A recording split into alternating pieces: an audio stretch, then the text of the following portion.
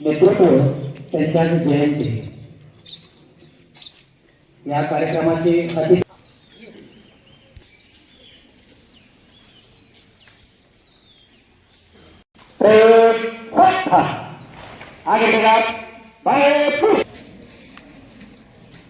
सर्व विद्यार्थ्यांना या ठिकाणी म्हणते त्यांनी टाळ्यांच्या गजरामध्ये या मान्यवर या ठिकाणी म्हणते त्यांनी टाळ्यांच्या गजरामध्ये या मान्यवर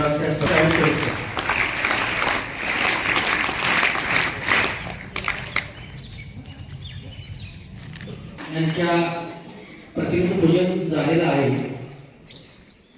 यानंतर आपल्या शाळेचे प्राचार्य माननीय श्री धाणे सर यांना मी विनंती करतो की त्यांनी या कार्यक्रमाचं प्रास्ताविक करावं।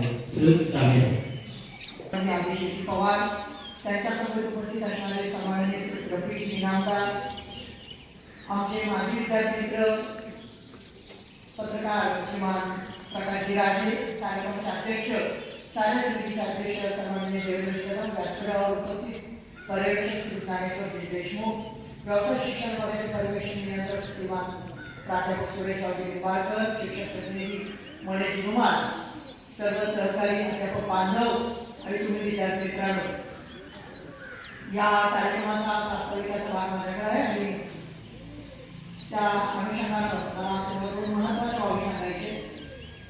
कार्यक्रमाचा हेतू म्हणजे प्रास्ताविक, तर त्याचा पहिला भाग आहे तो म्हणजे स्वर्गीय यशवंतरावजी चव्हाण यांची जयंती संकुलामध्ये साजरी करणे। स्वर्गीय यशवंतराव चव्हाण सातारा लोकसभा मतदारसंघाचे प्रतिनिधी म्हणून देखील आपल्या सर्वांना ज्ञात आहेत। द्विभाषिक महाराष्ट्राचे मुख्यमंत्री म्हणून त्यांच्याकडे कार्यभार होता आणि महाराष्ट्राची निर्मिती झाल्यानंतर 1960 ला देखील स्वतंत्र महाराष्ट्राचं मुख्यमंत्रीपद यशवंतरावजींनी भूषवलं। आपल्यासाठी त्यांचं स्थान आणखी एका दृष्टीने महत्त्वाचं 1975 मध्ये या संकुलामध्ये यशवंतरावजी आलेले होते आणि या इमारतीचं उद्घाटन समारंभ देखील त्यांच्या शुभास्ते संपन्न झालेला होता। तेव्हा त्या स्वर्गीय यशवंतरावजींचा आणि या देऊळगावचा या शिक्षण संस्थेचा खूप सारा जिव्हाळ्याचा स्नेहबंध होता। तो स्नेहबंध आपल्या सर्वांच्या मनामध्ये कायम आहे।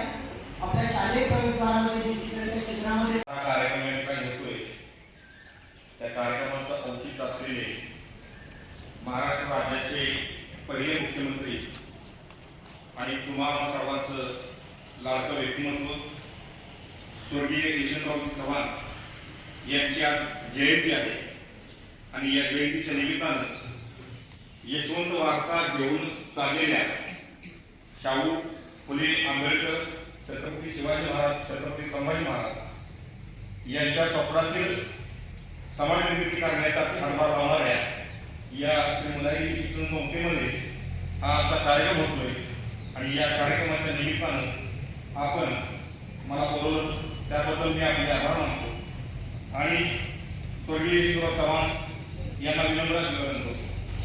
खरं तर कार्यक्रमाचं नियोजन खूप दिवसा होत आहे, रात्रीची सुरुवात आली त्या पद्धतीनं काल आजच्या कार्यक्रमाचे प्रमुख अतिथी श्री अभिषेक पवार सर यांचा काल गौरव समारोह गावामध्ये आयोजित केला होता।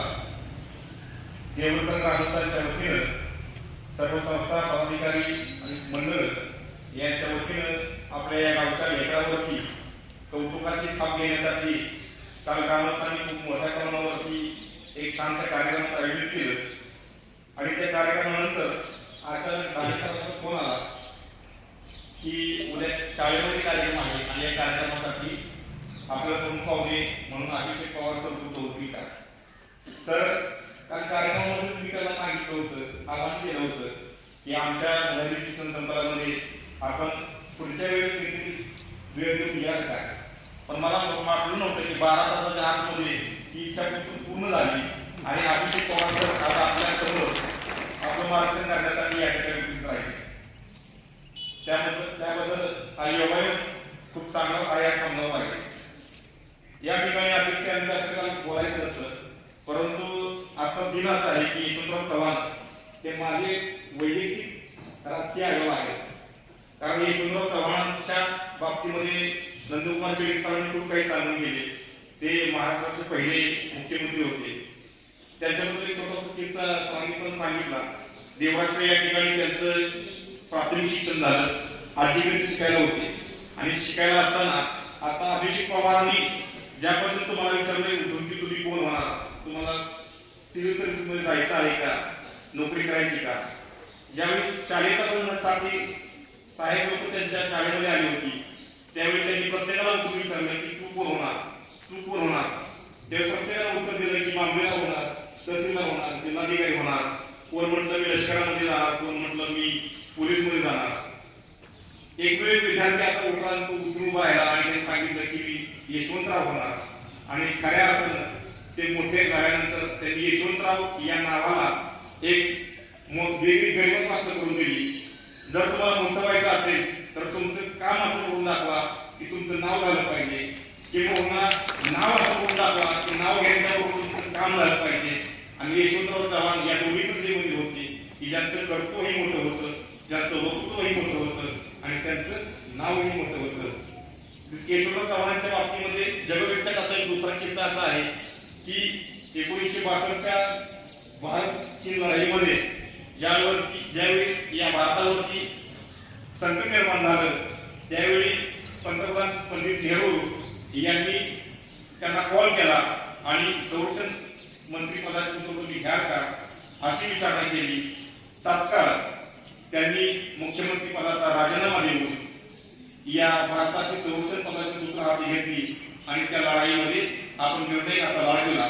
आणि त्यावेळी संपूर्ण भारताला कळलं की ज्यावेळी राज्याचा मुख्यमंत्री होण्यासाठी देशातील अनेक नेते वरून खाली येतात, परंतु या ठिकाणी राष्ट्रावरती संकट आल्यानंतर आमचा सह्याद्री निर्णय छातीने हिमालयाच्या नदीला धावून जातो.